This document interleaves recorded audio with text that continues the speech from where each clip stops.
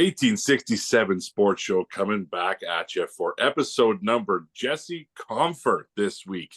For those of you who don't know what Jesse Comfer is, again, we always leave little tidbits in our lead into the show. We'll figure out who it is as we go along. But Kyle, what's going on, my man? Well, we're happy to have another special guest join us back-to-back weeks here. We've got Chris Sinclair, who is the host of the Rinkside Rundown podcast and is also a PWHL contributor for the Hockey News. So quick golf clap for Chris, taking some time for us tonight. Thank you so much. Appreciate being on with you boys. Looking forward to this. Yeah, welcome. Well, we figured lots to talk about in the world of PWHL because not only is it playoffs, but it's the first ever PWHL playoffs. And I mean, the best place to start, obviously, is unlike any other league where it's kind of seedings based. Toronto actually had the opportunity to pick their opponent. And for those that missed the little social media release there, they kind of did an homage to that dog that sits on the staircase and kind of bumps a ball into one of the two garbage bins there, and actually involved one of the players' child, throwing some child labor laws into dispute right there, but ended up picking Minnesota for their first round opponents. So how do you think they kind of arrived at that as opposed to maybe picking a Montreal or a Boston as far as their first round opponent was concerned?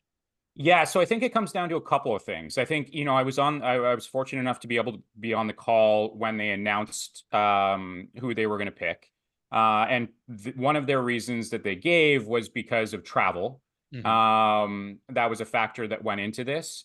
But I think what more comes down to the fact that they, when you look at the matchups, Minnesota was actually they've lost I think it's I think it was 5 games in a row going into the postseason. And so I think what they're looking at in Boston has they won or got a point, at least 1 point in every game going into the postseason. So I think from a purely matchup perspective, you want to take the team that's not doing so well as opposed to the team that's doing really well. And I actually had predicted that Toronto would choose Minnesota. It just makes way more sense for them to choose Minnesota than Boston. Boston has just been on such a heater after having struggled earlier in the season.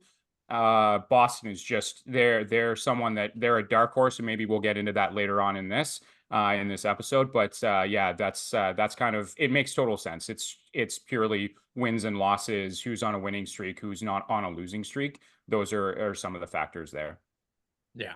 And obviously any sport right here, the person that limps into the playoffs is a little bit more susceptible to a first round selection than the wagon coming in who needed to play 5, I think, kind of quasi elimination games in a row down the stretch there where they needed to get, points out of a lot of these. And, we'll touch on PWHL Ottawa and the heartbreak that was down the stretch there. They needed a lot of favors from some of the other teams to actually get into the postseason as well.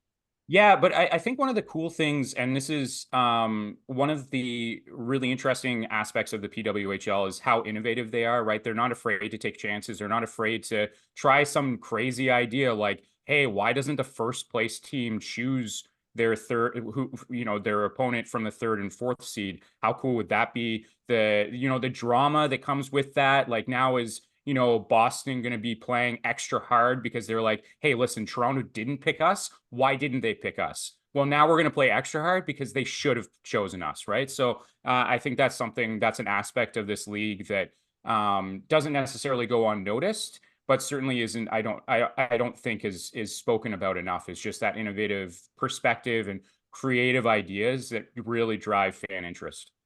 And, talking about who picks who and kind of the motivation behind each level, it's kind of a damned if you do, damned if you don't type of scenario, because you can get a chip on your shoulder with anything. Someone picks you, hey, well, they pick us because they think we're the weak link. We're going to have a chip on our shoulder. Well, they didn't pick us because they don't want to play us. Now we're going to have a chip on our shoulder so we can get to play them next round in the final. So that's kind of the unique element behind getting to pick the opponent, because you really can't make the right decision in any case because someone's going to come in pissed off regardless. Yeah, Yeah, and bulletin that's board material, no matter what happens. I was just going to say the same thing. Absolutely. Like you're now putting that up on the bulletin board saying, "Hey, this is now what's going to drive us for the rest of the playoffs." And that's why I think, despite the fact that Minnesota came in, they started the season really strong. They've obviously struggled going into the playoffs. I think that's one of those things that's really going to help motivate them, and why I think they're going to give Toronto more of a handful than people are expecting. And that's something that's really exciting about the playoffs. Yeah. And playoffs really are where, especially with it being a year one league here, where rivalries start intensifying, right? You've got the obvious geographic ones of, okay, there was always going to kind of be a little bit of Toronto, Montreal there, and, Ottawa, Toronto, and whatnot. But is this where you think there's going to be a little bit of gasoline poured onto the fire, especially with when you look at kind of the NHL side of things?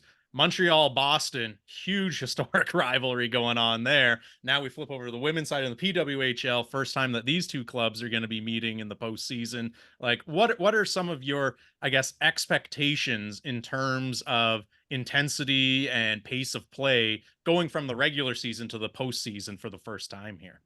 Yeah, I would say, first of all, in every conversation that I had, that I was fortunate enough to be able to have with these players, they recognize, and coaches across the league, they recognize that there's only 6 teams, right? So unlike the NHL, where you have 32 teams, there may be some rivalries, there may not be some rivalries. There's only 6 teams, so everyone is trying to push themselves to challenge each other, to like I said, push each other.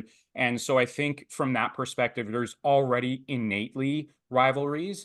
But I would absolutely say, again, when you look at these matchups, absolutely going into next season, whomever bows out in the first round, they're going to be extra motivated just in general, but extra motivated against those teams that beat them out. Right. I think that that's one of the exciting things about this league is there are only 6 teams. There were only 4 that made the playoffs. So you better believe that these 4 teams next season, they're going to come back with a vengeance and say, you know what, you beat me last year, you're not going to beat me this year. So that's like, I can't imagine what next season is going to build or is going to see. And then beyond that, one day, hopefully when there's expansion, how that will continue to develop throughout the league. Yeah.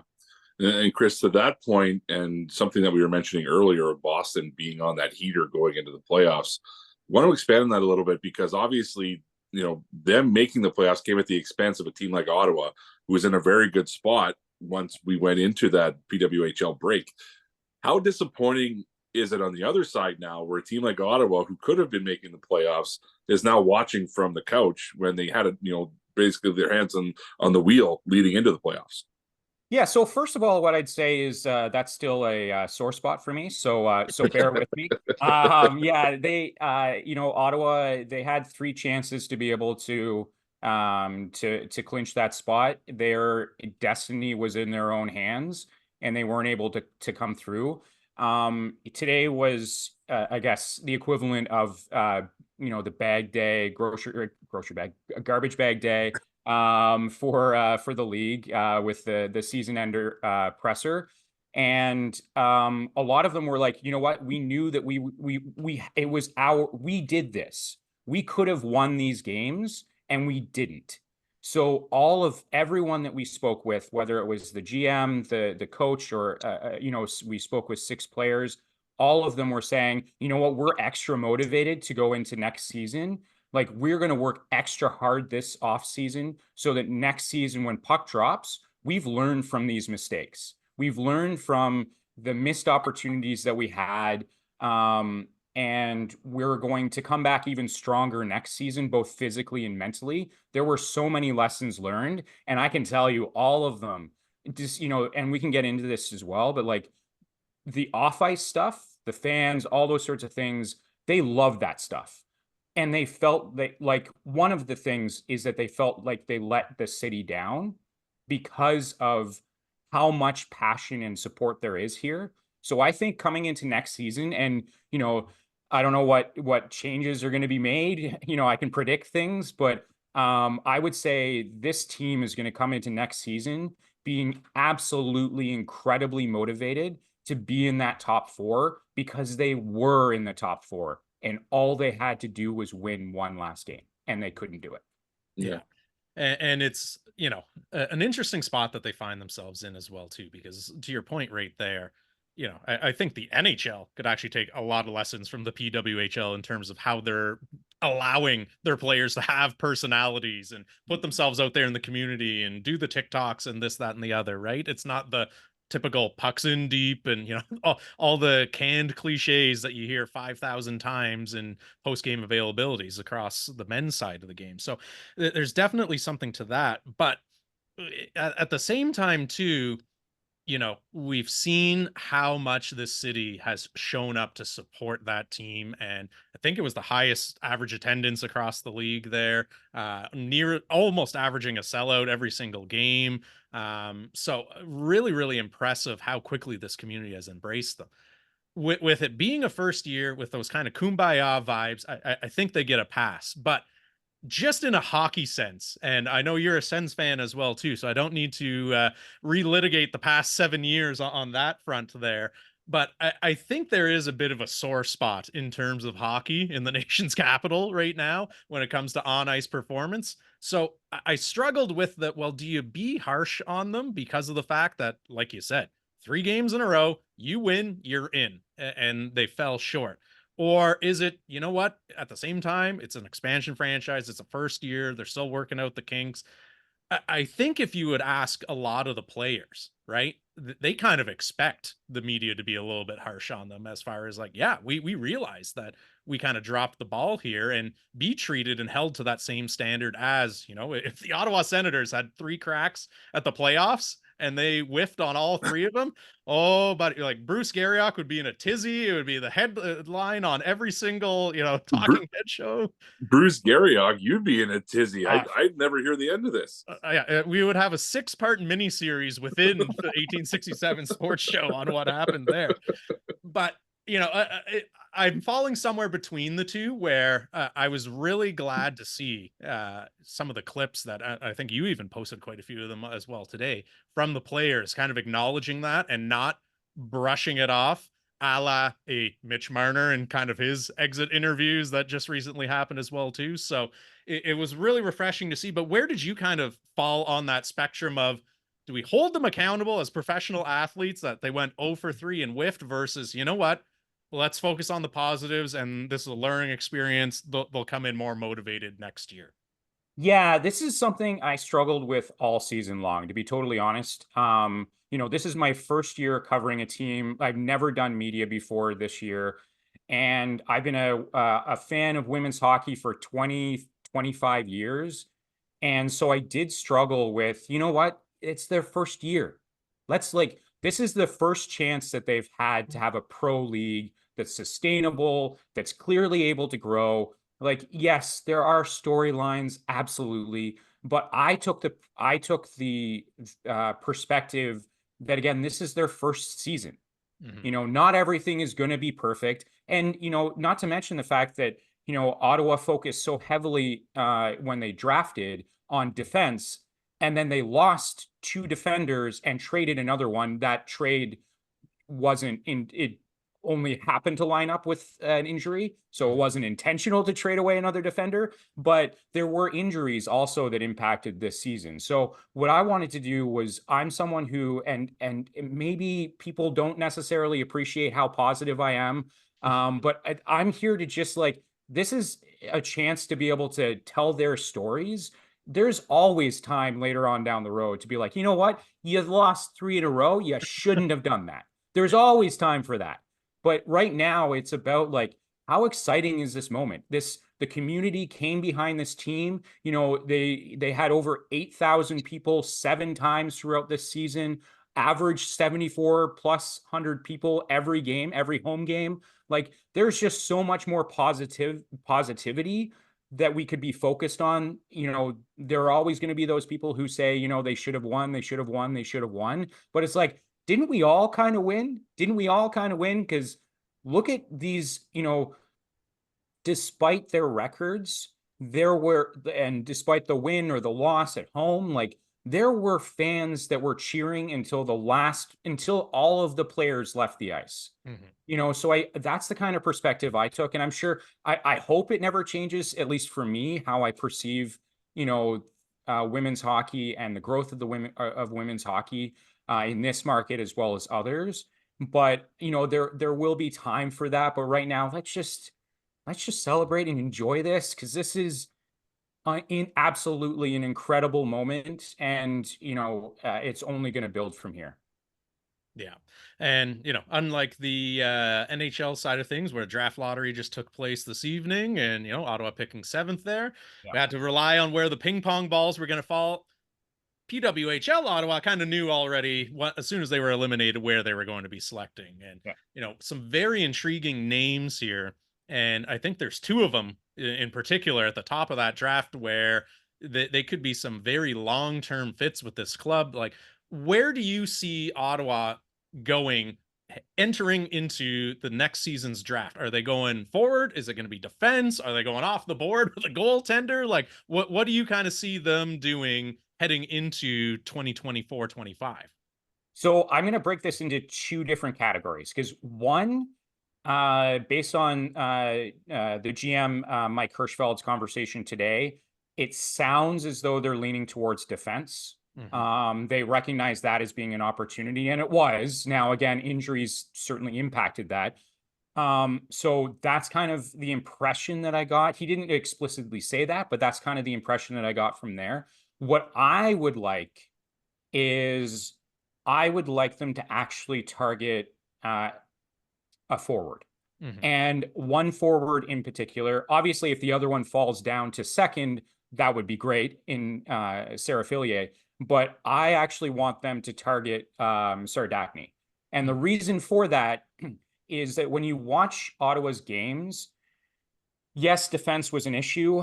I think slotting was probably part of that issue. I think, Jinsey Rose, a great player, but was probably playing a little bit higher as a top 4. I think if you slot her down into the bottom pairing, I think she's probably more fitted for that space. So I think that's more of injuries. They just basically had to ride 4 of their defenders throughout the majority of the season as a result. So I don't think they should be looking for that. What I think they should be looking at is they relied so heavily on an initial shot going in. There weren't many players outside of Gabby Hughes and Haley Skimura who would really, there are obviously outliers. Some players like Jenner would drive the net and stuff like that, but those are really the 2 players on the team that would consistently drive the net, be a big body in front of the net, and be able to look for those secondary scoring chances. So I think people often say, oh, Ottawa needed more secondary scoring. Yes, but they actually needed more secondary scoring opportunities where they were in front of the net, able to get those rebounds. And someone like Sardakny, who plays, she's, I think, 5'8". She plays like she's 6 feet tall. She is such a big body. She isn't afraid to attack the net. She has a lethal shot, so she wouldn't be afraid to take the initial shot, drive the net, get the rebound, and score. So that's where I'd like to see them go. Now, admittedly, at 2nd overall, that's a little bit higher than I would have wanted to draft her. I would be looking at the 3 to 4. But I wouldn't be surprised for them to look at a defender for that in that position. The classic, do you draft for need or do you draft for best available conundrum there, eh? Exactly, yeah. And that's why and again, they just have, I think it was their first 3 or 4 draft I think it was their first 3 draft picks last season. They were all defenders, right? And they've already identified defense as another opportunity for them. So that's why I think like they'll look at like a Kayla Barnes, who would be an absolutely fantastic defender and a really, like, she's immediately, I would say, top pairing, but certainly top 4. But I really like, if they draft Sardakny, oh my goodness, I'm going to be, I don't have the words to describe how I'd feel in that moment. And you know what? It's funny that you mentioned that, because Kyle knows my affinity for truculent players who just impose their will on on the opposing team. And it's it's a very underrated trait that I think a lot of people don't really look at when they're looking at draft picks. They like the flash and dash, right? They like good skaters. They like players who maybe can move the puck a little bit better than the next person. But those grit and grind type players are what moves a team's needle forward. And especially when you drop 3 games in a row where you need to get some of those, quote unquote, dirty goals, you need people like that, right? And, talking about different prospects and whatnot, obviously you covered the entire league this year with a focus on Ottawa, but maybe give us some names with the teams that will be participating in the playoffs that people should be looking out for if they haven't been following up to this point. Yeah. So in terms of the playoffs, I mean, so a lot of people are saying, it's going to be a Toronto-Montreal final. Mm-hmm. Like, that's what most people are saying. They've finished 1-2. They are absolutely, like, you can't count out a player like Spooner, Malte, Campbell, Nurse on Toronto, Poulin, Ambrose, like just Laura Stacey, on Montreal. Like, they're absolutely clutch. I would say, and I've predicted, and this is a hot take, but I've predicted, and this actually, I didn't mean it to work out this way, but I actually predicted a Toronto-Boston final. Okay. So I think Marie-Philippe Poulin not coming through in the clutch. This would be an anomaly for her. It is, and that's why I get it. I'm probably wrong, but I just wanted there to be some like, this season has been so incredible that I just wanted there to be some like chaos and like just like craziness in the finals, right? So I predicted, and Boston, you can't count them out. Like, they just the scoring, the secondary scoring, their defense, like, they just have such a good crew there. And they are, like I said right off the top, like, they're coming in, they have points in 5 straight games. Mm-hmm. Right, they're coming in. I mean, Toronto's also doing really well, but there's just something about this team that I think people should be paying closer attention to, rather than looking at those, because it's not always about the big names, right? I mean, it is, but it's not just about them, right? You need those other players, like you said, Kyle, like the grinders, the strong third liners, fourth liners, and I just think that Boston has a lot of those qualities. And so that's why I'm really intrigued to keep a close eye on them. Yeah. Well, you look at as well, too, obviously, first year league, PWHL has to create some awards and whatnot, right? And Miss Natalie Spooner has already claimed 2 of those awards by virtue of being both the top point getter and the top goal scorer.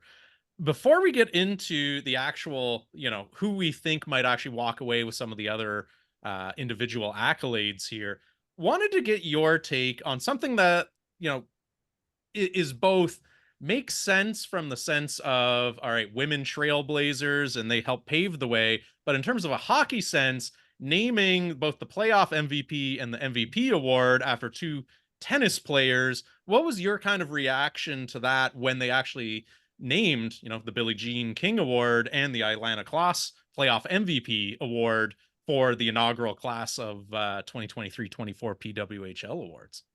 Yeah, that was a real hot topic for sure. That's absolutely, and I understand, right? Like, it could have been the Clarkson Cup, or it could have been, the Isabel Cup or something like that, like they had in the PHF and whatnot. At the end of the day, truthfully, and forgive me, maybe this is just me being, positive Chris or something like that, but truthfully, I was just like, you know what, I get it, right? Like, they were.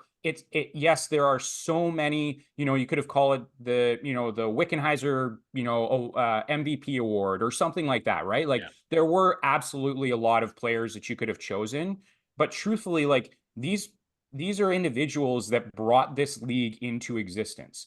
And, let's be honest, the NHL's changed their award names, conference names, like, they've done all that stuff in the past as well, right? So maybe down the line, they course correct, and they kind of, hear the fan frustration or, the feedback, and change those names. But truthfully, for me, it's like, you know what, like, this league wouldn't be here if it weren't for them, Mhm. right? Like if it weren't for these investments and this passion, and there is a passion, right? When you listen to Billie Jean King talk, sure, she's a tennis player, but she speaks glowingly of all of these players. She, she's been involved in pregame, videos and all those sorts of things. Like she is invested in this, right? And she's invested in the growth of women's sports.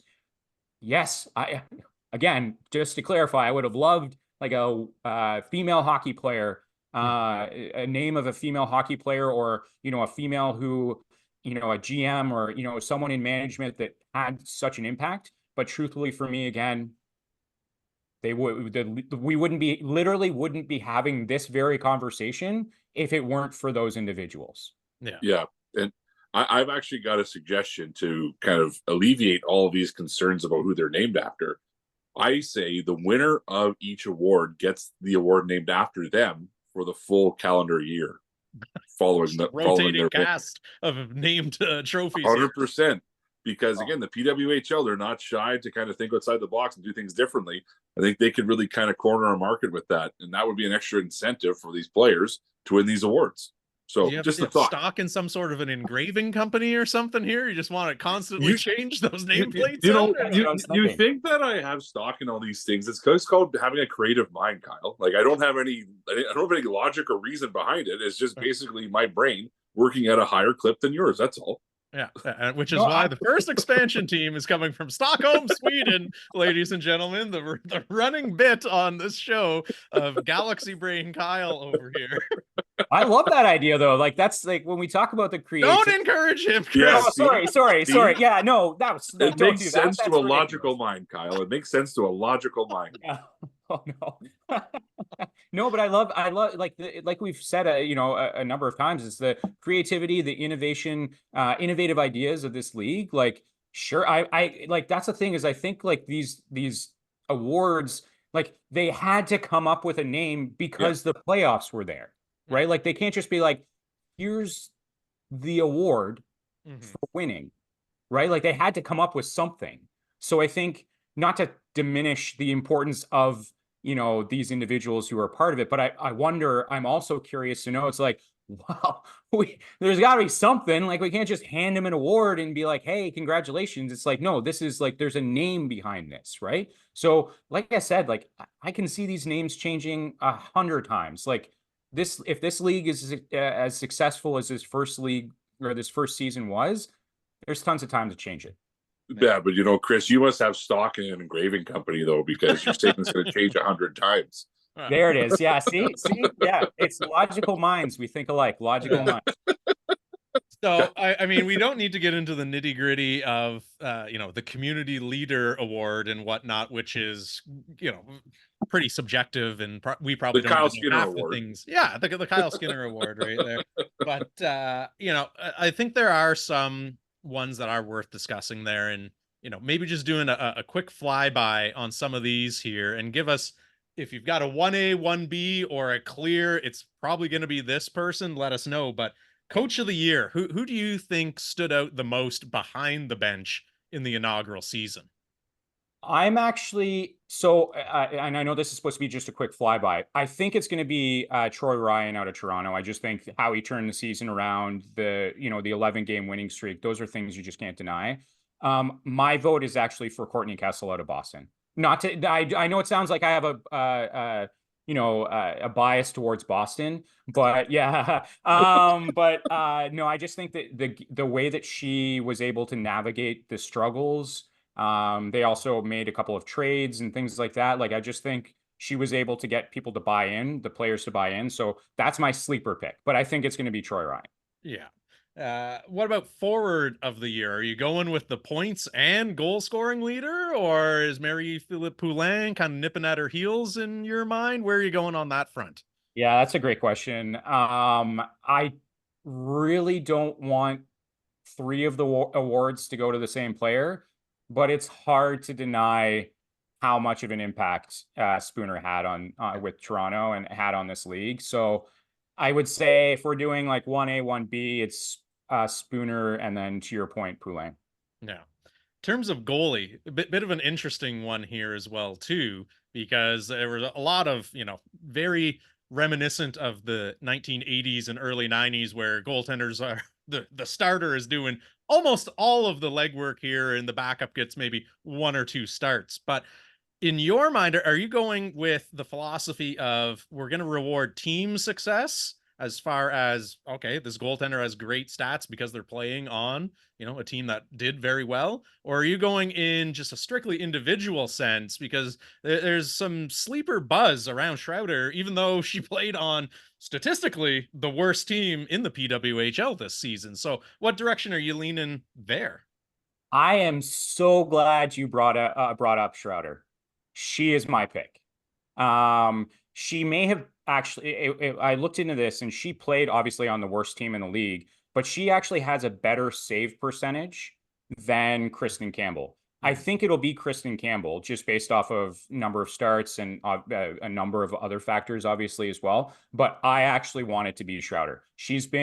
I've been telling people all season long how much of a difference maker she can be and why I think she's the next starter for Team Canada. Yeah.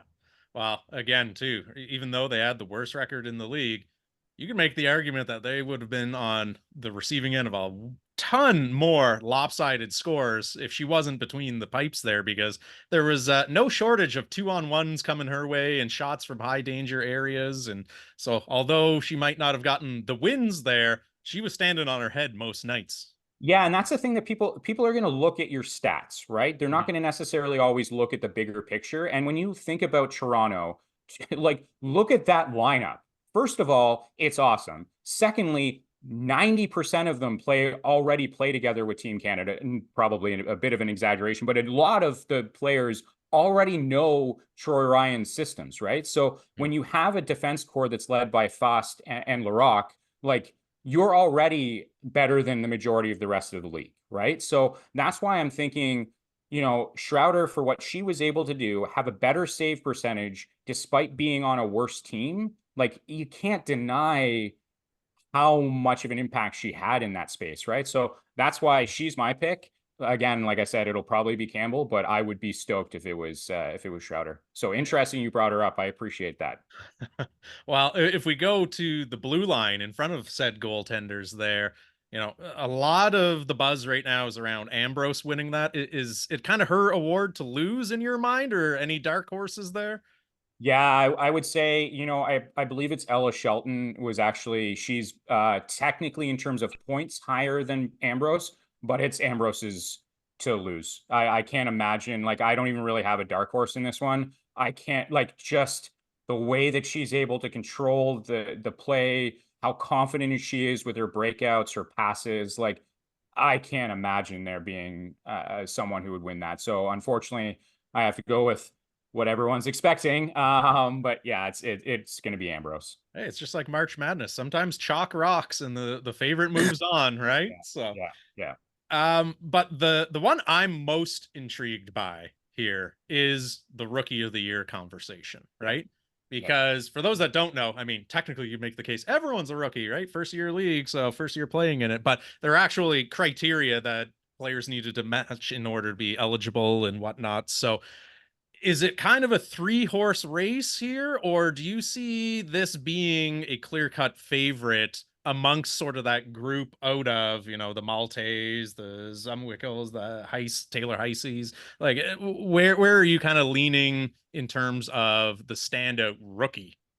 Yeah, so I guess it's important because this is definitely a really confusing sort of thing. Like you said, technically it's a new league, so everyone should be a rookie. But it's basically like if you played pro, so whether it was PHF or internationally you played pro, you don't qualify for this award. So it's basically you have to come straight out of a college or the equivalent of. I think this, in my opinion, so earlier in the season, I actually voted for in a mid-season Hockey News poll. I voted for Taylor Heisey. I just thought like she came into this league. That's an easy win for her. I think she's continued great play, but I think she's kind of tapered off. I think the clear winner here is Malte. Amazing. Which pains me because then that means Toronto just basically sweeps all the awards. Yeah. Wow, there you go. I don't know if they've unveiled the location of the awards, but maybe it's just going to be in PWHL Toronto's dressing room. The They way may things as are well. shaping They up. may as well. They'll save a lot of travel costs in that Yeah. regards. Yeah, But you know what? To that point, it's not the everybody gets represented award. It truly is like if you're the best player at your position or you're the most deserving award winner, you get it, right? Like Yeah. once you start setting that precedent, like Kyle made the point a couple episodes ago, we were talking about past NHL awards and how the Norris trophies just kind of morphed into, well, if you have the most points, you win the Norris trophy. We don't want to go down that road and set that precedent now because it's the first year. Give it to the person who's most deserving, regardless of where they're, what team they play on, what country they're from. It's literally meant to be the best player represented. 1000%. I agree with that. That's one of the things about the Norris Trophy, and I appreciate you bringing that up. That's one of the things that's driven me crazy over the years with the Norris Trophy. It's like, it's just the one who gets the most number of points, the one who's most dynamic. But there's so much more that goes into that, and you may not score the most number of points. Yeah, but you are more deserving of that award, but it's flashier because you got the most number of points, right? So I agree with you, and that's one of the things about the league, right? Like they're innovative, they're creative. I would assume that they would continue, hey, are you the best player? Yes, great. Then you get this, Yeah. like that's what I want to see. And I think that's what the fans want to see, right? Like, let's continue to differentiate ourselves from the NHL, from any other league who's going to give it to the flashiest player or, all these sorts of things. Like, give it to the one who actually deserves it, because that's what the fans want. Yeah. Absolutely. Well, Chris, we appreciate you taking some time out of your schedule to join us tonight there with the PWHL playoffs just around the corner. For those that want to follow along with either any of the work you're putting out there, written or video, anything like that, like where are the best places people can connect with you these days? Yeah, absolutely. The best way to connect with me is through Twitter, which is at Chris Sinclair with 3 R's at the end. I like to throw people off with that one. But that's where you can find me. Same handle on Twitter, Instagram, and on TikTok as well. And then, that's where you can find out about any of the writings that I've done for the Hockey News, the women's section of the Hockey News. Yeah, and then my podcast is called the Rinkside Rundown Podcast, and it can be found on YouTube at Rinkside Rundown. Amazing. Well, we'll see if your prediction of the dark horse Toronto versus Boston PWHL finals comes through or not. I can't wait. Well, real quick golf clap for Chris Sinclair, taking some time out of his schedule, talk all things PWHL for us. And we might as well keep the golf claps going. We got a couple more. Yeah. We got a couple more that I would love to deep dive into these, but bit of a news dump that has happened over the last 48 hours. And I've got some opinions on things that I need to get to here. So on the positive side of things, quick golf clap to the world of golf, Taylor Pendrith, who took down the Byron Nelson on the PGA Tour over the weekend. An actual golf clap for once, instead of just a representative golf clap, an actual golf clap. So fantastic news. Yeah, absolutely. And then some gold medal coming back north of the border. The defending champion US have been dethroned in pretty dramatic fashion. U18 boys gold medal golf clap, who took down the US after scoring 3 power play goals on a 5-minute major to completely flip that game on its head and come away with U18 gold. You love to see it, not only because of the rivalry, but just in the way that it happened. It was so fantastic, and yeah, they couldn't be prouder of the young fellas who represented the country so well. And I mean, obviously, great after photo with Tidja Ginla with the Jerome sitting behind the glass with the two of them combined. That was really cool. Yeah, kind of flipping the script there, because I can only imagine how many times Dad was winning some prestigious award, and then there's son on the other side of the glass there posing for the photos. So, I mean, we might as well stick with the on ice product here, because your beloved Edmonton Oilers have an all Canadian showdown. A quick moment of silence for the Winnipeg Jets and Toronto Maple Leafs, whose seasons went up in flames, kind of in 2 very different ways, right? The Jets were just against an absolute buzzsaw in Colorado. So I don't think there's even, the most hardcore of Jets fan who was watching that being like, huh, They nearly put up a touchdown every game against us there. Weren't exactly in that one. But Toronto, I mean, was there anything about that kind of surprised you? Or going into game 7, were you like, all right, I know how this movie ends? I think the only thing that surprised me was that they actually rallied to make it into a game 7, because I thought it was going to be 5 games and done. But I mean, you got to give it up to certain guys on the Leafs who kind of flipped the narrative on their own play, like a Willie Nylander. I mean, name a better player in game 5, 6, and 7 than William especially Nylander. For someone who's been a traditional whipping boy of that Yes. franchise, as far as, doesn't elevate his game, he coasts, he's lackadaisical, he's blah blah blah blah blah. Like him and Matthews are the 2 with a bullet point untouchables on that roster right now, and I think there's some discussions about pretty well everyone else on that lineup. Yeah, I mean, if they don't move on from guys like Marner and Tavares this offseason, I think that's going to be a failure for the front office, because the way that they represented themselves, the effort that they gave in those big moments, I mean, you can't win when you've got guys making $11-12 million giving that type of effort. They disappear. And I mean, yes, Tavares is getting a little long in the tooth. He might not have the same magic that he had, and once upon a time when he was donning the New York Islanders jersey, but you're getting paid that amount of money to be the captain of the Toronto Maple Leafs. You got to show up. Yeah. And then Mitch Marner already, talking about wanting a bigger contract. What's the best way to get a new contract? You show up in big games. What's been the knock on Mitch Marner his whole career? Doesn't show he up vanishes. In games. Yeah, 100%. So I think those are the 2 guys you got to start with. And is Morgan Riley the number 1 defenseman next year for them? Who knows? Because with all the questions about goaltending, that was the least of their concerns in that series.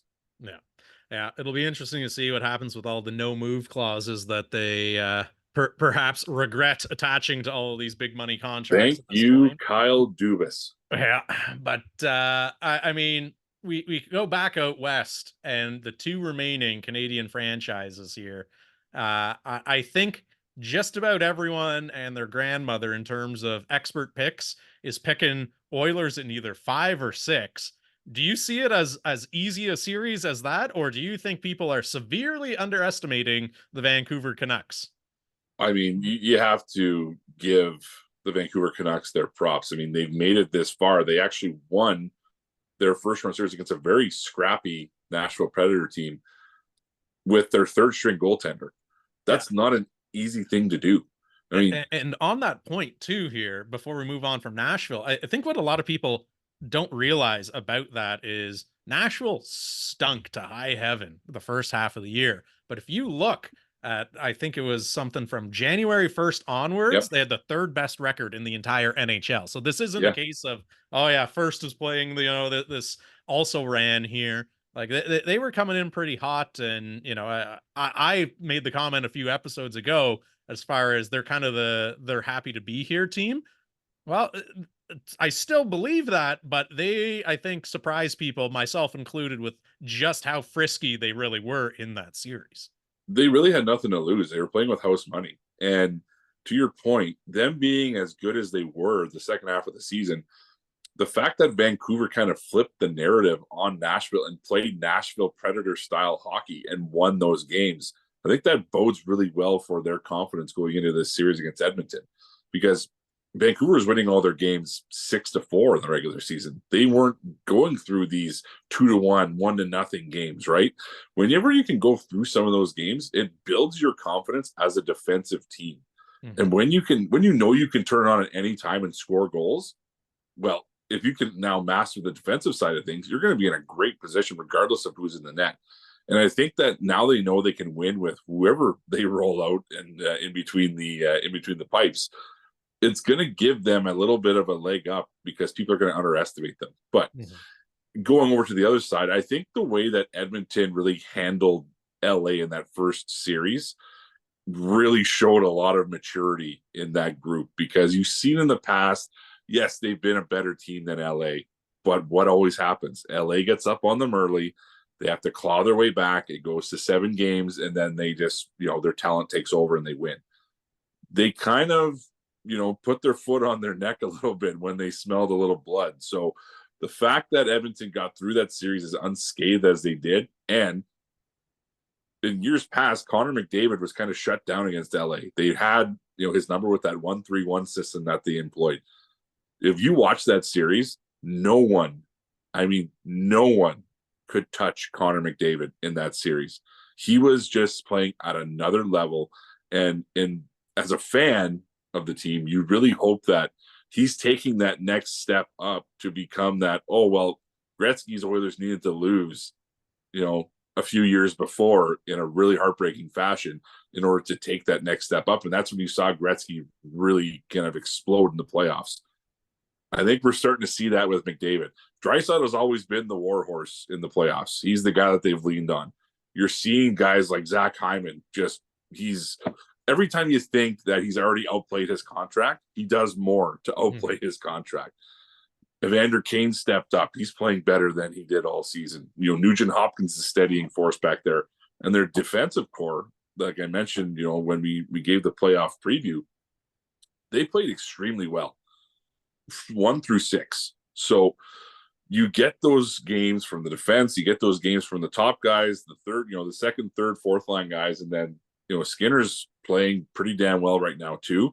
That's a scary team right now in Edmonton. So I think it's going to be a good series. It's going to be an exciting series for me because my brother and a couple of my really good friends are Vancouver fans. We haven't really seen Edmonton-Vancouver matchups in the playoffs because typically one's at the top and the other one's just absolutely dreadful. And now they're kind of in that spot where they're both competitive. They're both young. They can both skate.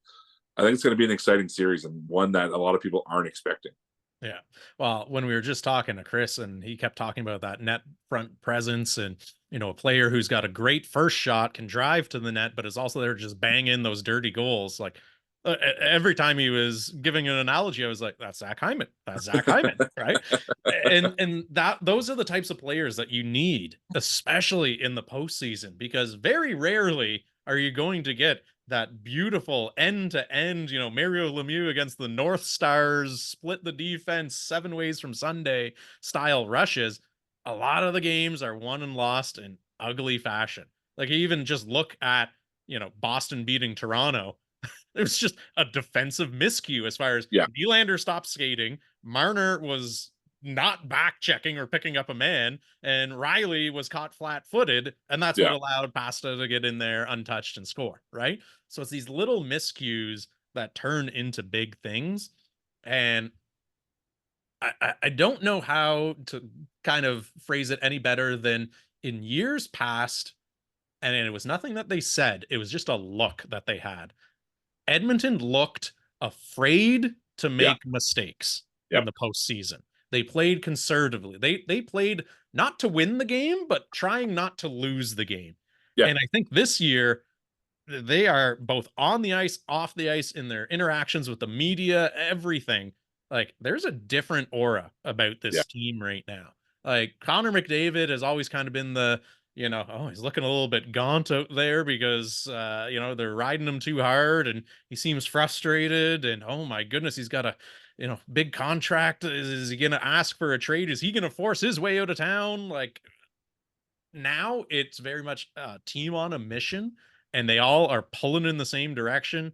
Even some of the traditional, characters like an Evander Kane, who, let's call it what it is, has blown up some dressing rooms in the past because of off-ice stuff.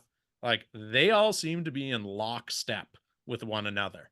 So this is the most finely tuned Edmonton Oilers team that I have personally seen in my adult hockey watching career, because I was obviously, just a sparkle in my father's eyes when the Gretzky and the boys were winning cups back in the day there. And I think probably even you would say, the Fernando Pisani and Dwayne Rollison Oilers, like that was kind of a fluke run rather than don't you ever underestimate playoff Pisani. That guy was the Marie-Philippe Poulin of the Edmonton Oilers that year. Anytime you needed a big goal, 3-month stretch, he was the greatest hockey player on the face of the earth.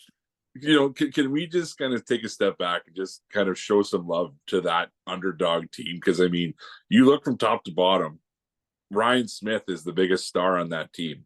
Yeah. right? Captain Canada. And like, love Ryan Smith, obviously blood and guts guy, but he's not the type of player that they've got now, right? So they had that era with Gretzky, Messier, Curry, Anderson. Then you skipped a generation, and you got like the odd good one with Dougie Wade, Arnott and Bill Guerin. And then you kind of got into that no man's land with the Hemskys, Horkovs, Ryan Smith kind of era. Now you've kind of taken that jump. But I mean, yeah, coming from a long suffering Oilers fan, and I hope that all the Senators fans who listen to this can take some solace in it, because it will get better, right? Whenever you think that there's, everything's just, oh, here we go again, another year. This was me. This was me like 10, 15 years ago. Every year was was like Groundhog Day. But yeah, like you mentioned it, there's a different aura about this team. And I really think that, again, as controversial as it was at the time, bringing in a guy like a Corey Perry into that locker room, I think was so significant for a guy like Evander Kane to really say, Corey Perry's had his ups and downs, off the ice in his career, right? Always performed on the ice. He's always been a winner. He's always played at a very high level. But obviously, there's been some things that have gotten the best of him off the ice that have kind of marred, his very, very good career. Evander Kane's the same way. There's never been a question of what he can do on the ice. It's just all the off ice stuff that he brings to the table that really just kind of takes away from everything that he does well. So I think bringing in a guy like a Perry who could genuinely look him in the eye and say, I've literally done a lot of the same things that you have. Let's tone it down and make this run and make it so that way we can all kind of bring this team to where it needs to be, which is a Stanley Cup contender. Yeah. So, is Corey Perry the modern version of Marian Hossa, who just kept going to all of these Stanley Cup finals and always the bridesmaid, never the bride? Like, obviously he won, as a member of the Ducks here, but, made it there with Montreal and then Tampa, and then, has been Dallas. Deep playoff runs and ultimately coming up short. This could be kind of that Hossa 2.0 where he went there with Detroit and then flipped in Pittsburgh and then Chicago. And so he's kind of seen it from a variety of angles. And to your point, is probably imparting a lot of that wisdom to the kids and saying, listen, I was a rookie when we won it. I thought the NHL is easy. They just hand out championship rings here and nothing since, right? I the 10 feet from the mountaintop and then had the rug pulled out from under me. So I think, hammering that point home, his veteran leadership, regardless of what he does on the ice, as far as goals and assists, it is absolutely helping that locker room. Yeah. And I mean, I think the moves that Ken Holland made as well, like, getting a guy like Henrique, it was such an under the radar, fantastic star move that not a lot of people were giving enough credit to, because guys like that in the playoffs, and we mentioned this when they made the trade, when they made that trade, this is exactly the type of player that Edmonton had not had in the playoffs since their glory days, right? This is exactly why you're seeing a different team, because you've got these big physical, been through everything type of players that are giving them a different element. And now they're giving these younger guys more confidence to play like that. So now they're not playing to lose. They're playing to step on your neck when they've got you in a very precarious position. So I hope for all the best. And I'm really hoping Dallas already did me one favor by beating out, Vegas and their cap shenanigans. Shenanigans. So let's hope that Dallas can pull another one and upset, like you mentioned, the buzzsaw that is the Colorado Avalanche right now. Yeah, absolutely. And I think, a lot of Oilers fans would probably be of that same mindset of probably would rather play Dallas next round than Colorado. But I think it's going to be a real interesting series. Vancouver is absolutely no slouch. Would I feel better about them? Obviously, if they had their number one goaltender between the pipes, absolutely. It's playoff injury updates. He could be back tomorrow, or he could be have already had the surgery and we won't even know about it, right? So it's a lot of gamesmanship going on there.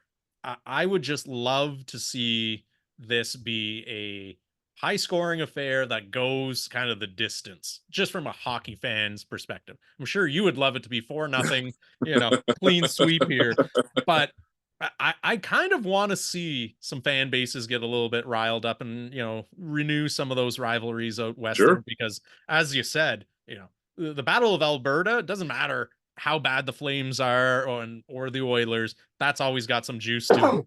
But very rarely are the Canucks and the Oilers simultaneously good at the same time. So Yeah. I'm very much hoping that this turns into one of those classic series that we look back on 5 years from now and go like, wow, that was one that we remember. Yeah. My hope is that it's kind of like the old, what was it, 2004, when the Canucks played the Flames in the playoffs, and that was the best series of that whole playoff run. Yeah. So yeah, let's hope that that's the case. Yeah. Well, we're gonna save the next hockey one for last here because otherwise we could be here all night. And I want to get to one of the other major headlines that actually just dropped today, and is a story that's kind of been simmering for quite a while now, to the point where a lot of fans were actually asking, like, is the CFL even doing anything about this, or are they trying to sweep it under the rug?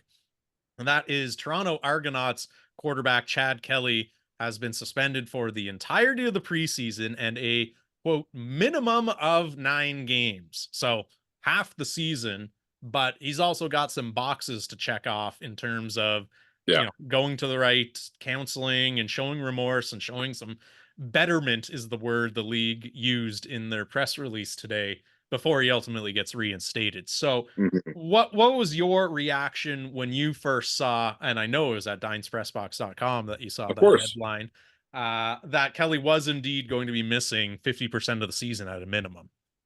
Yeah, I honestly was kind of, in that previous group that you had mentioned. Like, I don't think the league's actually going to do anything about this. They're just kind of going to let it, simmer and, just take it off the stove.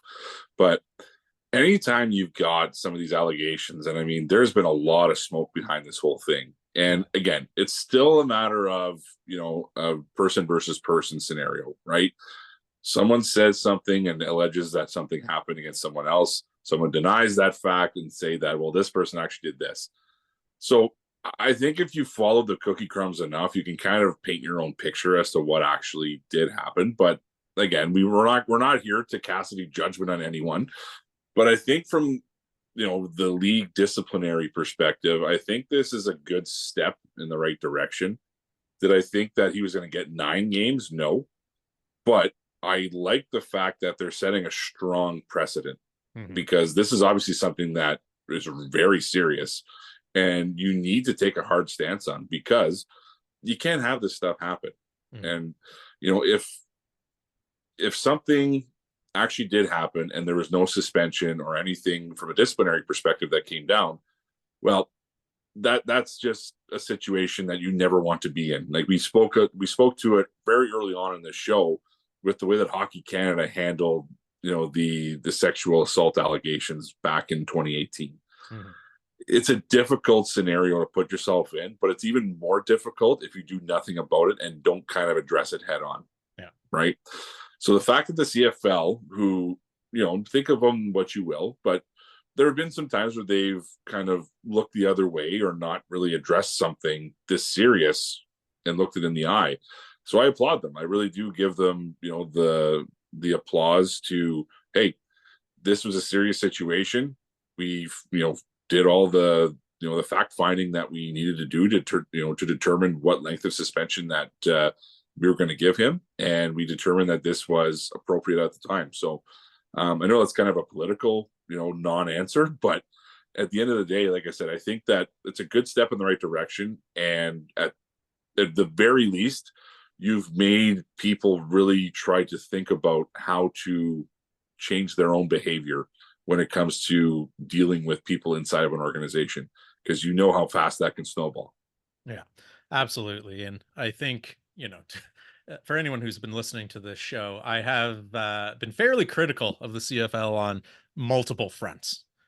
This is not one of those cases there. This is one Yeah. of the times where I will give them their flowers in terms of doing the right thing and if anything, being heavy-handed is probably not a bad precedent to set when it comes to allegations of sexual harassment and some of the things that are currently playing out. For those that don't know right now, it's a former Argos staffer alleging that something happened. There was an incident involving Chad Kelly, ultimately led to her dismissal. So there's currently actually a lawsuit going on, suing both the Argonauts for wrongful dismissal and Kelly for alleged sexual harassment. Again, none of this has been proven in court, so we're just putting it out there. We're not going to dive into did it happen, did it not happen. Right. People smarter than us will kind of go through that.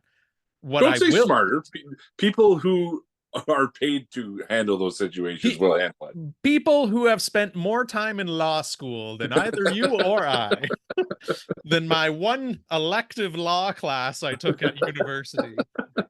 But So we're 2 elective law classes in. That's good. there we go. So we're almost halfway through a freshman semester at this point of law. But this is, you got to look at where there's smoke, there's fire. And I think the fact that all of this is alleged to have transpired in February, we're now May. It's an independent third party that did this investigation. This wasn't some haphazard thing that was quickly thrown together. They were clearly taking their time and being deliberate for a reason. Now, Yeah. I won't add fuel to them. I will simply present the rumor du jour is they came down a little bit heavier with 9 games, knowing that Kelly would potentially appeal and then they could knock that off to a lesser suspension. Yeah. Whether that happens or not, who knows? But if that was ultimately why they landed at 9 games, again, kudos to the league for starting at 9 games. And if it ultimately settles at whatever, 5, 6, it's still a meaningful suspension. What you don't want to do here is you give a little slap on the wrist. You know, he sits out the preseason and then 2 games, and then he still appeals. And now you're caught between a rock and a hard place. So Sure. at a minimum, the league has at least bought themselves some wiggle room that if there are new facts that come to light that paint a different picture than the independent third party is currently gathered, you can now adjust that and still have a meaningful consequence that sends a very strong message to not just the Argonauts, but the entire league as well, that this is a matter we take very seriously. And there's a policy in your players, contracts that outlines specifically what the consequences could be if there are future infractions. Yeah. And I mean, to your point, you can take away games, right? You can't add games to a suspension on top of what you've already given very easily. So yeah, to that point, I mean, I agree with you wholeheartedly. I think you go with the heavy hand and you kind of adjust, right? It's kind of the old adage, like shoot first and ask questions later. But obviously, like, you've done your due diligence, you've looked into it enough to justify, how you're giving the suspension. But yeah, if you come down and it's, well, we determined that there was sufficient evidence, but here's what we're going to do. We're going to give you 2 preseason games plus the season opener. That'll teach you. Yeah. Like, you don't get the point across with that. So yeah, let's just hope that, again, everything gets settled accurately, everything gets settled fairly. And yeah, because I mean, you never want to see this happen. People work their whole life to be part of a professional organization, whether they're the player, coach, administrative staff, like whatever it may be. You never want to see something happen where it's a termination based off of something like this. Mm-hmm. So anyways, we can continue. Yeah, moving on. Don't know if you've heard little development in the nation's capital. The bird is the word. Yeah, that's been percolating, so to speak, for a while now. Percolating.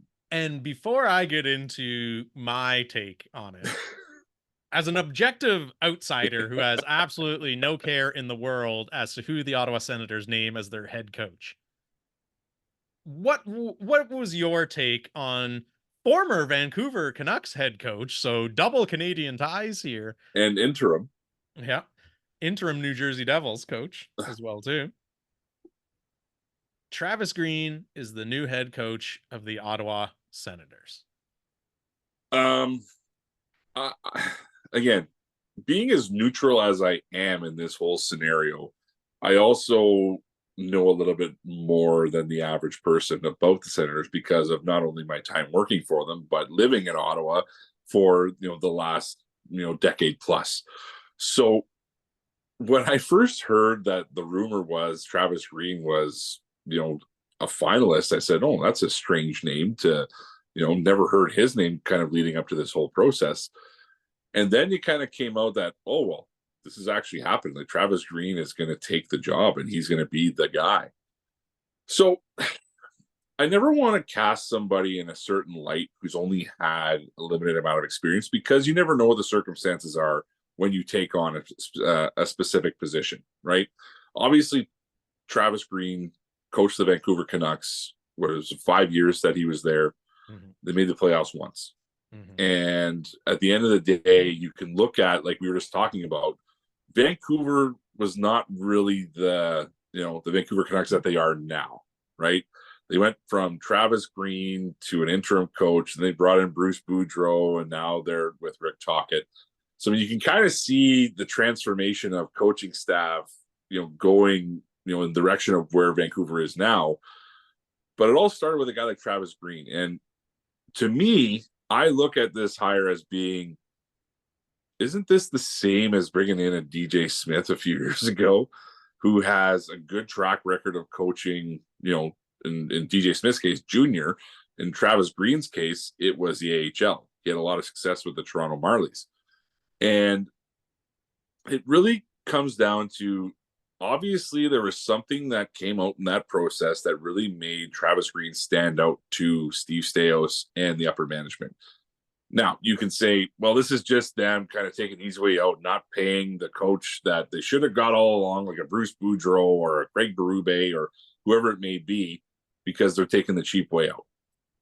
But when I look at the Senators front office staff, and we talked about this at the trade deadline episode as well, this is a different group, right? You've got a different set of eyes on this thing, from Steve Staios, to Dave Poulin. These guys have all played in the league, right? They know what a successful coach brings to the table. So maybe they saw something in that process that Travis Green was talking about that really, made him stand out, that no one else was talking about. So, I mean, with the roster, the way that they have it, I think a younger coach would resonate a lot better. But this kind of just screams, we're just going the same, down the same road we just came down for the last 5-6 years. Yeah. And here we go. Here we go. You can go throw some popcorn in the microwave there, and I'll maybe be 1/10 of my rant through. Yeah, I'm gonna go read the whole dictionary, and I'll be back. But yeah. Go on. War and Peace, Chapter 1. I'm not going to sit here and try to say that the Travis Green era is going to be an abject failure in Ottawa. He has coached exactly 0 games for the Ottawa Senators. He could, in one realm of possibility, become the greatest coach that is ever known in the nation's capital. However, if I were a betting man, I would be betting against that. Yeah. Not because of anything that he has done or not done, but because of how this entire process has been A, played out, and B, sold to fans. The Ottawa Senators have come off an era under the Melnyk ownership group, which probably could not have ended on worse terms until, obviously, his untimely passing. But the relationship between the fans, the team and the community, the team and their own internal in-house charity, right? Like, it was a 3-ring circus out there. And so a new owner comes in Michael Andlauer, who, and this is what really drives me nuts, where, say what you will about Pierre Dorion and, how he would always just be good for sound bites that get taken out of context because he speaks first and kind of thinks later, right? So we know all the Dorionisms that kind of came out there. But Melnyk went out and had the famous years of unparalleled success quote, right? Andlauer chooses not to learn from that, and he and Staios decide to constantly bombard the fans with best in class, best in class, best in class. This is not a best-in-class hire. From a Sens fan's perspective, from an objective third-party perspective, from anyone who has ever watched hockey perspective, this is not a best-in-class hire. And you can try and sit any kind of insider or, oh, well, this is the systems he's going to implement, this is why it's a good fit. It's not, frankly, it's not a best-in-class hire, and you can't sell that to me. And I don't think that there's a lot of fans out there who can try and do the mental gymnastics that are required to actually believe that this was the number one candidate on the market. Now, you've got other insiders like Kyprios, like Elliot Friedman, who are now kind of doing the media gauntlet of, well, you know what? They were pretty deep down the rabbit hole with Craig Berube, who has won a Stanley Cup, who has been at the top of the Sens quote unquote want list all season, essentially. And he was also a teammate of Dave Poulin. Yeah, absolutely. So it now comes out that they are deep into negotiations with him, and Friedman kind of skirted around the fact, but if you actually read the transcript of it, like he's all but saying they cheaped out. They didn't want to give him the amount of money that he wanted. He's in the quote he kept using was, he's in a different stratosphere financially. And I think he's used the word stratosphere like 3 times in kind of his, I'm going to tiptoe around this because I don't want to call anyone cheap. Yeah. Great. That screams best in class, that the candidate that you want, that is very close to your group, that has a proven record of winning, is now cast aside for a more cost-efficient option.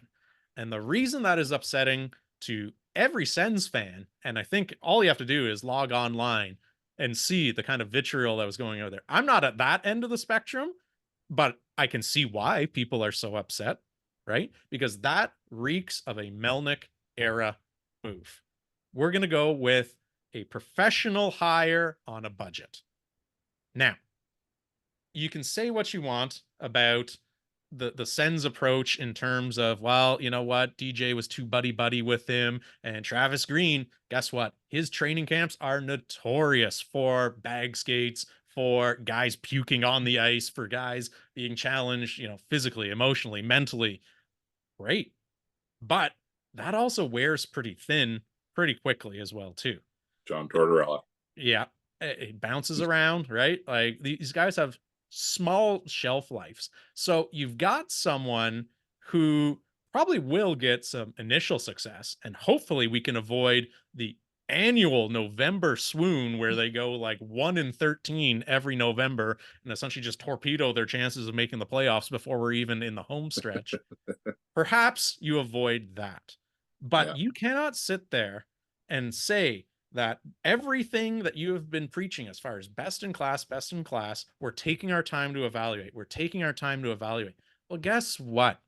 You have taken a full year of analyzing this organization now, seeing what players work, what players don't work, right? And then the trade deadline comes up and you get fleeced. Oh, well, we had to do right by the player. There were other options. You can't sit there and tell me that, well, the only thing I could have done was to trade him to the Florida Panthers. Yeah. Really? Putting that aside, so you fumble that once. Guess what? We'll give you a hall pass here. All right, we're now on for a GM search at one point. Well, we'll just go in-house with Staios there.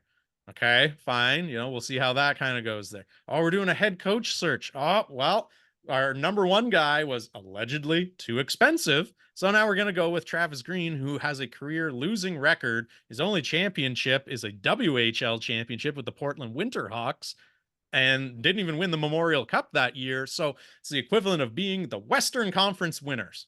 Cool. You still didn't win the big one there.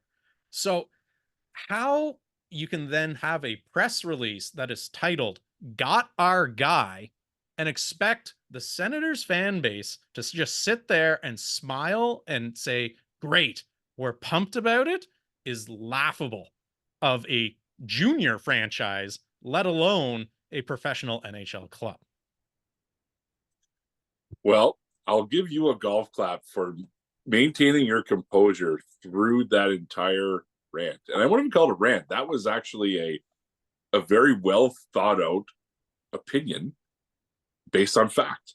And I applaud you for that. So very, very, very good job. Because I think that, like you mentioned, most of the Sens fans out there will not have that same reaction where they're level-headed in their approach and how they really feel about the situation. So, I mean, look, we've talked about the parallels of our two hockey teams with the Oilers and the Senators. They're so similar that people don't even realize how similar they are.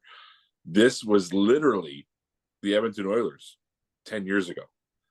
Every 2 So years. you're telling me I've got another decade of this. Sweet. All you need to do is win the draft lottery 5 times and you'll be set. You'll be set. 0 for 1 as of Tuesday night. But I mean, you look at the litany of the top, AHL, top, junior coach that came through the Edmonton Oilers organization, from the Ralph Kragers to the Dallas Eakins to, then you get the veterans like the Ken Hitchcocks and the Dave Tippett's. Nothing worked. And then finally, you seem like you've got this young up and coming guy in Jay Woodcroft, and it's, this is going to be the guy, right? Then the wheels fall off. Now you've got a situation where they're playing, under a newer coach. And again, this looks like it's positive. So let's keep everything on the rails here, and hopefully they'll ride this thing out. But going back to Ottawa, every team, I think, who had an opening was looking at a guy like Craig Berube. So he knew that he could really hold out for the contract that he wants. And he's still getting paid by St. Louis. So he's not in a hurry. So unless you make him an offer that he wants to come in, you're not going to get him, right? It's nice to be in that position because you're getting a paycheck regardless. Now, did it come down to the point of he was just being outlandish in his ask? Maybe. But he also probably looks at this Ottawa team as, well, I don't look at it as a quick fix. It's not going to be a 1 or 2 year process. I'm inheriting a team that has underachieved, for the last decade. So how do I change that? Well, we got to do this. We got to get rid of this guy. Maybe that was it. You got to get rid of that guy, this guy. And then we have to bring in other guys that are kind of more suited to what I want to do. So again, team will throw around he was too expensive. Okay, that could be a reason. But at the end of the day, was it because he priced himself out because his ask was astronomical?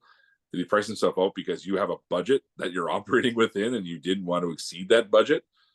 Or was it a situation where you're just saying it because there were some philosophical differences that really you don't want to leak into the public? Yeah. Well, the reason I have a hard time believing it was anything other than dollars and cents is because of all of the ties to the front office that this has already had, whether they've been formal on the record talks or late night over a beer texts. Like they've been in communication with Berube for a while now. So to then all of a sudden be like, oh, you want how much? Like you cannot reasonably expect anyone to think that this was an out of left field ask. I don't think Craig Berube would have taken the time to have gone this far down the process just to be like, I want $15 million a season, right? It's a waste of time, especially given the fact that this isn't a team that fired their head coach at the end of the year for underperforming. You had Jacques Martin in there for 56 games. You have been, quote unquote, studying the landscape for months now. And for all of that to happen, and then you still have veteran head coaches like a Claude Julien who has won a cup, literally saying last week, I would love to coach the Ottawa Senators, right? You've got the McClellans of the world. You've got the Evasons of the world. You've got John Gruden as an option. You've got like Bruce Boudreau. Bruce Boudreau is still out there. Boudreau is still out. There were so many other options to then go and say that Travis Green was your guy all along, and you were just waiting for Lindy Ruff to get canned so that Travis Green could take over, and then the New Jersey Devils were ultimately going to let him go. And look at this stroke of luck that we have had. Our part of the plan. Our master plan fell into place. Couldn't have scripted it any better. Is just frankly insulting to any fans of this team. you can make the argument that, guess what? Not a single fan was in the room when the negotiations happened. Fair enough. You can make the argument that he hasn't coached a single game for the Ottawa Senators yet, so we don't know what the team will look like under his leadership. Fair enough. I'm actually not as critical of the coach itself. I think Travis Green could be the nicest human being on the planet. Every single one of my irks that I have gotten from this announcement, and we'll say irks because guess what? We're trying to keep the blue collar comedy hour here to a minimum. But every single thing that's kind of pissed me off about this hire is more to do with the ownership, the front office, and how this turd has been packaged and told to us that we should accept it happily because it is the greatest thing that has happened to this franchise since Daniel Alfredson joined the team. Yeah. Well, I mean, to your point, I mean, holding out some optimism that hopefully there are some unseen things that happened that really made Travis Green their number one guy. And whether that be he fits better with the current makeup of the roster, who Steve Staios knows he wants to keep, whether that's he came in and said, here's my plan for this roster, but we have to make this change and this change. And that's already been on their radar. You know, those could kind of shift things, and maybe that's what they need. You know, maybe it's he didn't get the chance to, you know, really show his true, you know, coaching colors in Vancouver because the roster in front of him was just insufficient. Right. And yeah, who knows? You know, maybe it's a situation where you walk into a roster that's loaded with potential. And that's a word that gets used a lot with Ottawa. Like they have the potential to be a top team in the East, but they also have a potential to be a lottery team picking in the top 5 like they have been. Yeah. So yeah, I mean, let's just let's put it this way. There could be worse hires than Travis Green. And yeah, from my perspective, I really hope he does well because I know that the type of player that he was to the type of coach that he was in junior and then the AHL, you know, there you could see why he'd be, you know, a very highly coveted person because he has those, you know, he has that mentality that I think Steve Staios was looking for, like we had mentioned, you know, back when we had Steve Warren on. This kind of screams like, look, if Steve Staios wants to bring in a Steve Staios guy, Travis Green, not only playing wise, but I think mentality wise, is a Steve Staios guy, right? He checks those boxes. He's a lunch pail guy. He, you know, he'll work the guys hard, which I think was kind of lacking under DJ Smith. So I think that the more you kind of dig into it, it does make more sense than the initial, oh my God, Travis Green has got hired by the Senators. But yeah, to your point, it's understandable that Sens fans are, you know, justifiably skeptical because there's been nothing but, you know, underachieving every year for the last decade. So yeah, man, I'm hopeful for you. I'm hopeful for the Sens Nation. I'm hopeful for the players in the organization who ultimately want to be there to turn it around. And I'm hopeful for Andlauer and his group because, again, this was such a breath of fresh air when he bought the team and took it over. So this is like, you know, the first, you know, big move of this upcoming season. He's already made the GM switch. He's already made, you know, some big announcements off the ice. Well, here's the first coaching hire under his tenure. Let's see if this kind of fits the new regime and the new mentality of the team. My biggest fear as a Sens fan is that the years of unparalleled success and the best in class are just the same mantras repackaged under different ownership here, and we're in for more of the same. I hope the best for Travis Green. I am willing to be proven wrong. I'm willing to give him a chance as well, too, to go out there and show us what he can do as a head coach. But the parallels of this kind of looks like DJ Smith 2.0. This kind of screams like a Melnick, you know, budget-esque hire. The fact that, you know, hey, I might need some time to turn this around because look at kind of the flawed roster I'm already adopting. Well, yeah, that was kind of the same thing that happened when you took over from Willie Desjardins out on the West Coast. And we saw how that movie ended with, you know, a sub 500 record out there and one playoff appearance across 5 seasons. I hope I'm wrong, but it is going to be a very interesting introductory press conference when that happens on Wednesday. Well, man, I'm sure that we could talk about this until next week's episode, but I think we should kind of wrap it up and maybe collect our thoughts, and we could revisit it next week when you've had time to digest the whole thing and go from there. But yeah, I mean, like I said, I'll give you another golf clap for maintaining your sanity during the last half, because I thought that we can get off the rails really quickly, but you held it together, man. So good job. There we go. And next week's episode, I will have, referencing minute 31 of the introductory press conference, the following was said. But until next week, folks, we'll see how your beloved Oilers fare in their matchup against the Canucks. And hopefully you're a more pleased hockey fan than those that are in Sens Nation as of late. Let's go, Oil.